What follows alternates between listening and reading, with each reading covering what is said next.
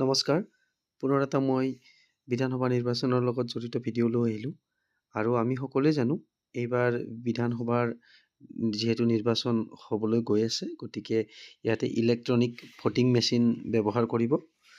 যা হওক, এতিয়া ইলেক্ট্ৰনিক ভোটিং মেচিন বুলি কোৱাৰ লগে লগে আমাৰ সকলোৰে মনত, বিশেষকৈ প্ৰিজাইডিং বিষয়াসকলৰ মনত এটা কথা আহি পৰে যে মুখপোলৰ কথা। কাৰণ খুব ৰাতিপুৱা মোটামুটি 1.5 ঘণ্টামান আগত উঠি আপোনালোকে 5:30 বজাৰ পৰা মুখপোল আৰম্ভ কৰিব লাগিব। এতিয়া মুখপোল আৰম্ভ কৰাৰ পিছত এখন আমি চাৰ্টিফিকেট ইছ্যু কৰি দিব লাগিব, মুখপোল চাৰ্টিফিকেট।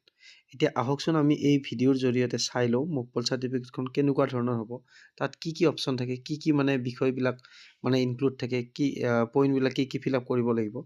এতিয়া চাব, মই এটা ফৰ্মেট লৈ আহিছোঁ আপোনালোকৰ কাৰণে। ইয়াতে চাব, presiding officers report part 1 mock poll certificate. ইয়াতে প্ৰথমতে থাকিব যিটো আমাৰ হেডিং, যিটো নেম অফ ইলেকশ্যন। গতিকে এইটো এছেম্বলি ইলেকশ্যন 2026 লিখিব আপোনালোকে। তাৰপিছত লিখিব ইয়াতে number and name of assembly constituency. এইটো দিব আপোনালোকে, মানে নম্বৰটো দিব আৰু নামটো দিব। বিধানসভা সমষ্টিৰ কথা কৈছে ইয়াতে, কোনটো সমষ্টিৰ হৈছে। ধৰক আপুনি তামোলপুৰত পৰিছে, বা কোনোবা পৰিছে গুৰেশ্বৰ, বা কোনোবা তাতে দৰঙত পৰিছে, ঠিক তেনেকুৱা তাতে নাম্বাৰ থাকে যিহেতু, যেনেকৈ ধৰক 44 গুৰেশ্বৰ, ঠিক তেনেকুৱা। এতিয়া তাৰপিছত থাকিব number and name of PC, মানে পুলিং কনষ্টিটুৱেঞ্চি হ'ব, মানে সমষ্টিটোৰ নাম হ'ব। এইটো আপোনালোকে সমষ্টিটোৰ নাম দিব লাগিব। আৰু তাতে ওপৰত কিন্তু দিব লাগিব AC হ'লে এছেম্বলি কনষ্টিটুৱেঞ্চি, বিধানসভাৰ যিটো আছে সেইটো দিব লাগিব। আৰু ইয়াতে number and name of PC আছে, পাৰ্লিমেণ্টাৰী এইটো যিটো আছে কনষ্টিটুৱেঞ্চি, সেইটো দিব লাগিব। তাৰপিছত এতিয়া চাব আপোনালোকে polling station number, polling station কোনটো পুলিং ষ্টেচনত পৰে, আপোনালোকে পুলিং ষ্টেচনৰ নাম্বাৰটো দিব লাগিব। এতিয়া চাব, তাৰপিছত চাব ইয়াতে conduct of mock poll and verification of mock poll data. ইয়াতে চাব name of candidates including NOTA to be pre printed. ইয়াতে আপোনালোকৰ যিটো দিছে প্ৰথম যিটো ঘাট, তাতে কিন্তু 1 2 3 4 5 6 7 8 9 দিয়া আছে নহয়, তাৰ এগেইনষ্টে কিন্তু এইটো ইয়াতে ব্লেংক আছে, কিন্তু ইয়াতে আপোনালোকৰ প্ৰিণ্টেড আহিব নামবিলাক। আৰু নোটাটো থাকিব, মানে নন অফ দ্য এবভ এইটোত থাকিব। এতিয়া কথাটো কি হ'ল, ইয়াতে number of votes cast during the mock poll. এতিয়া ইয়াতে যিহেতু মিনিমাম 50টা কৰিব লাগে মুখপোল, গতিকে 1 নম্বৰত ইয়াতে নামটো লিখা থাকিব আপোনালোকৰ।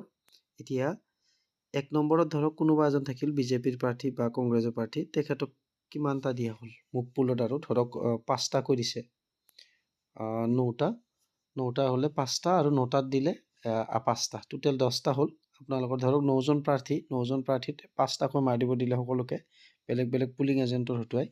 তাৰপিছত 5 9 গুণ 45 হ'ল, যিহেতু মিনিমাম 50টা কৰিব লাগে, গতিকে 9টাত মানে নন অফ দ্য এবভ কাকো নিদিয়ে, আৰু তেনেকুৱা এটা বাটন থাকে, সেই বাটনটোত 5টা দিলে টোটেল 50টা হ'ব। গতিকে আপোনাৰ ভিভিপেটত 50খন প্ৰিণ্টেড শ্লিপ পৰিব, আৰু ভিভিপেটটো অন কৰাৰ লগে লগে কিন্তু আপোনাৰ অট'মেটিকেলি 7টা শ্লিপ পৰিব। টোটেল আপুনি 57টা আপোনালোকে তাৰ পৰা উলিয়াই ল'ব লাগিব। কিন্তু মুখপোল শেষ হোৱাৰ পিছত সেইখিনি আকৌ মুখপোল কাৰণে এটা আপোনালোকে এনভেলপ পাব, তাতে ভৰাই দিব লাগিব।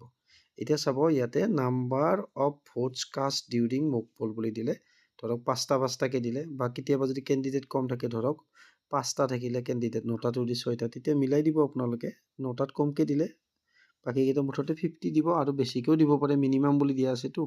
তাৰপিছত number of votes displayed in control unit on checking the result. কিন্তু মুখপোল কৰাৰ মেইন উদ্দেশ্য হ'ল এইটো যে কণ্ট্ৰল ইউনিটৰ লগত মিলিব লাগিব। কিন্তু আপোনালোকৰ ধৰক 50 দিছে, ইয়াতে কণ্ট্ৰল ইউনিটত 50 দেখাব লাগিব। নাম্বাৰ অফ ভিভিপেট মই এইমাত্ৰ ক'লোঁ, আপোনালোকৰ শ্লিপকেইটা একেই হ'ব লাগিব, কিন্তু 7টা বেছিকৈ পাব, সেইটো মনত ৰাখিব। Result displayed in control unit and printed paper slip count tally, মানে দুয়োটা মিলি থাকিবলৈ, ভিভিপেটৰ মানে শ্লিপটো আৰু কণ্ট্ৰল ইউনিটৰ নাম্বাৰটো মিলিব লাগিব। ইয়াতে যদি 50 আছে, ইয়াতো 50 হ'ব লাগিব, কিন্তু 7টা এক্সট্ৰা হ'ব, সেইটো আপোনালোকক মই বাৰ বাৰ কৈ আছোঁ। Signature of polling agent with party abbreviation independent, ইয়াতে চিগনেচাৰ পুলিং এজেণ্টৰ চহীবিলাক ল'ব। এইটো লাষ্টৰ ঘাটটো ঠিক আছে। তাৰপিছত চাব clear button on the control unit has been press to clear mock poll data. এতিয়া মুকপল ডাটাটো আপোনালোকে ক্লিয়াৰ নকৰাকৈ আৰু ভোট গ্ৰহণ মানে প্ৰক্ৰিয়া আৰম্ভ কৰিব নোৱাৰে, গতিকে য়েছ বুলি দিব লাগিব। Clear button on the control unit has been pressed to clear mock poll data. Mock poll ডাটাটো ক্লিয়াৰ কৰিবই লাগিব আপোনালোকে, কাৰণ নহ'লে এই 50টা থাকি যাব আপোনালোকে, গতিকে য়েছ বুলি দিব লাগিব এইটো। তাৰপিছত চিটো চাব all paper slips taken out from VVPAT after mock poll. Yes বুলি দিব লাগিব। আপোনালোকে মুকপল শেষ হোৱাৰ পিছত ভিভিপেটটো খুলি গোটেই শ্লিপকেইটা ল'ব লাগিব, গতিকে ইয়াতে প্ৰচেছটো ইনডাইৰেক্টলি ইয়াত দিয়াই আছে কি কি কৰিব লাগিব মুকপলত।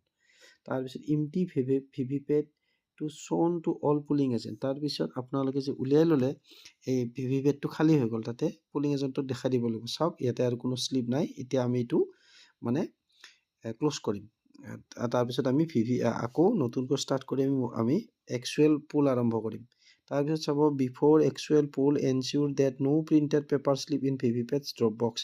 এইটোও আপোনালোকে পুলিং এজেণ্টক দেখাব যে আৰম্ভ হোৱাৰ আগতে যাতে কোনো পেপাৰ শ্লিপ নাই, যিহেতু আপোনালোকে খালীটো দেখালেই বুজি পাব। তাৰপিছত total button on the control unit has been press to shown 0। তাৰপিছত কণ্ট্ৰল ইউনিটৰ আপোনালোকে টোটেলটো এবাৰ টিপিব, তাতে যদি ভোট শ্ব' কৰি আছে এটাও যদি শ্ব' কৰে তেতিয়াহ'লে আপোনালোকে কিন্তু ক্লিয়াৰ মাৰিব লাগিব, তাতে 0 হ'ব লাগিব। তাৰপিছত যি নম্বৰ অপশ্যনটো চাব mock poll VVPAT slip stamped with mock poll slip and sealed in black envelope. মই কৈছোঁ আপোনালোকক এটা এনভেলপ দিব, প্ৰায় ব্লেকে থাকে, তাতে ধুনীয়াকৈ ষ্টেম্প আপোনালোকে দিব তাতে মুকপল শ্লিপবিলাকত, আৰু তাতে দি আপোনালোকে চিল কৰিব। তাৰপিছত and seal with pink paper seal, এইটো য়েছ বুলি দিব। পিংক পেপাৰত ভৰাব লাগিব, প্ৰথম ব্লেকত ভৰোৱাৰ পিছত পিংকত এইটো ভৰাই চিল কৰিব লাগিব। তাৰপিছত আপোনালোকে এইখন যদিও পিছত দৰকাৰ হ'লে আপোনালোকে চিল কৰিব, তথাপি আপোনালোকে ইয়াতে য়েছ লিখিবই লাগিব। Following witness mock poll and certified that mock polls votes tallied and the mock poll votes erased from control unit after mock poll. এইখিনি আপোনালোকক কৈছে যে ইৰেজ কৰিব দিছে, এইখিনি মুচি পেলাব দিছে। তাৰপিছত লাষ্ট এটা পেজ আছে আপোনালোকে চাব, এইটো চাওক number of polling agent, name of polling agent তাতে থাকিল, নেম অফ পাৰ্টি কোনটোৰ পৰা আহিছে, name of candidate, signature of the polling agent, এইখিনি কিন্তু ল'ব লাগিব। চিৰিয়েল নম্বৰ 1, 2 দিব, মানে ধৰক বিজেপি, কংগ্ৰেছ বা নিৰ্দলীয় বা কোনোবা বেলেগ পাৰ্টি, BPF, UPPL এনেকৈ দিছে ধৰক, কোনোবা CPIMৰ পৰা দিছে তেনেকৈ, তেতিয়া পুলিং এজেণ্টৰ নাম লিখিব লাগিব আৰু কোনটো পাৰ্টীয়ে পঠাইছে সেই পুলিং এজেণ্টজনে পাৰ্টিটোৰ নাম লিখিব লাগিব। আৰু তাৰপিছত ইয়াতে কিন্তু কেণ্ডিডেটজনৰ নাম লিখিব লাগিব, ধৰক যিকোনো আৰু ধৰক ভিক্টৰ দাসৰ এগেইনষ্টে এজন আহিছে, ধৰক প্ৰমোদ বড়োৰ এগেইনষ্টে আহিছে, তেতিয়াহ'লে প্ৰমোদ বড়োৰ নামটোহে লিখিব লাগিব। আৰু প্ৰথম পেজটোত কিন্তু এজেণ্টজনৰ নাম লিখিব লাগিব, আৰু মাজৰ যিটো আছে তাতে কিন্তু পাৰ্টিৰ নামটো লিখিব লাগিব, আৰু লাষ্টত আপোনালোকে পুলিং এজেণ্টৰ চহী ল'ব। Time display on the control unit is, টাইমটো লিখি ল'ব, কণ্ট্ৰল ইউনিটত কিমান টাইম আছিল। তাৰপিছত signature of the micro' observer, যদি মাইক্ৰ' অবজাৰ্ভাৰ সকলোতে নিদিয়ে, কিছুমান পুলিং ষ্টেচনত থাকিলে তেখেতৰ চহীটো ল'ব। Name and signature of the presiding officer, আপোনাৰ চহীটো কৰি দিব। আৰু ইয়াতে আছে it is hereby certified that before commencement of actual poll total button on the, এইটো তাৰমানে কি কৈছে যে আমি একচুৱেল পুলটো লোৱাৰ আগত সকলোকে দেখাই দিলোঁ যে কণ্ট্ৰল ইউনিটত টোটেলটো টিপি দিওঁতে 0, তাৰমানে এটাও ভোট কাষ্ট হৈ থকা নাই, সেইটো আমি দিলোঁ, সেইখিনিয়ে কথা। তাৰপিছত signature of the presiding officer, আৰু উইটনেছ হিচাপত তলত থাকিলে name of the polling officers আৰু ছিগনেচাৰ, গতিকে আপোনালোকৰ পুলিং অফিচাৰসকলৰ চহীটো ল'ব আৰু ছিগনেচাৰখিনি লৈ ল'ব।